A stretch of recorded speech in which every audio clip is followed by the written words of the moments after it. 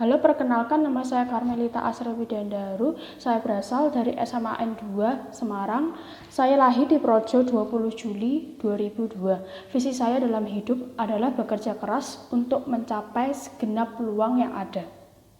Selanjutnya pertanyaan yang kedua, apa visi kampus Anda? Visi kampus Unika Sugio Pranoto adalah menjadi akademik yang unggul dalam pendidikan, penelitian, pengabdian sesuai dengan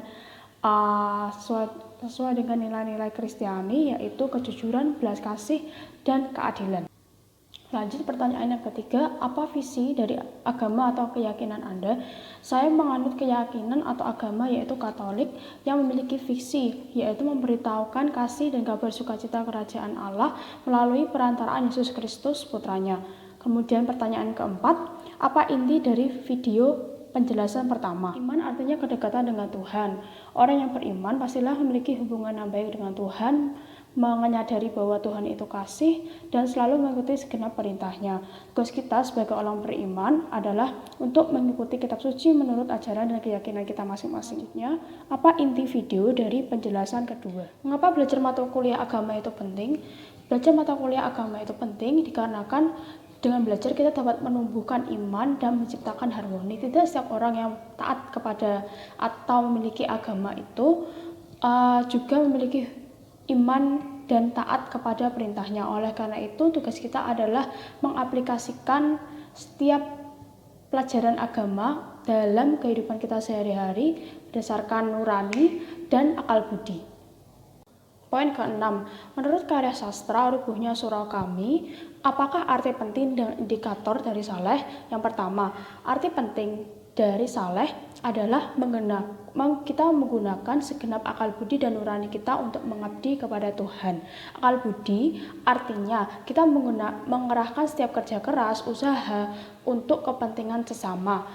Misalnya untuk kepentingan bangsa, perekonomian, yang secara tidak langsung kita dapat menaikkan taraf hidup bangsa kita dan taraf hidup sesama.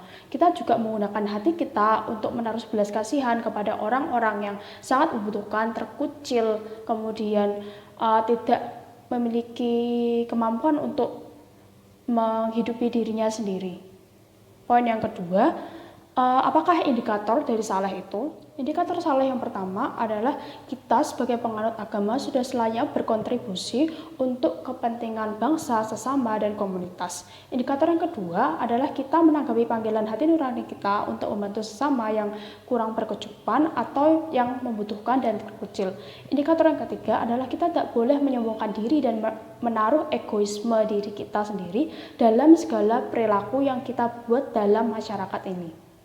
Kemudian poin yang ketujuh, apa inti video dari penjelasan ketiga? Tujuan mempelajari agama adalah untuk mencapai kedamaian dan kebahagiaan pribadi maupun sesama. Jika agama didirikan untuk mencapai perdamaian dunia, maka sudah selayaknya kita sebagai penganut agama mengikuti ajaran-ajaran kitab suci yang berkaitan dengan kedamaian dan kebahagiaan bersama. Kemudian di Unika Sugio Pranoto ini kita akan mempelajari agama melalui metode fenomenologi agama, yaitu ilmu filsafat dan ilmiah, namun tetap berdasar kepada firman dan kitab suci. Kemudian poin selanjutnya, sebutkan salah satu kutipan kitab sucimu yang sesuai untuk menjelaskan arti beriman kepada Tuhan dengan sungguh-sungguh. Ibrani pasal 11 ayat 8 terjemahan baru.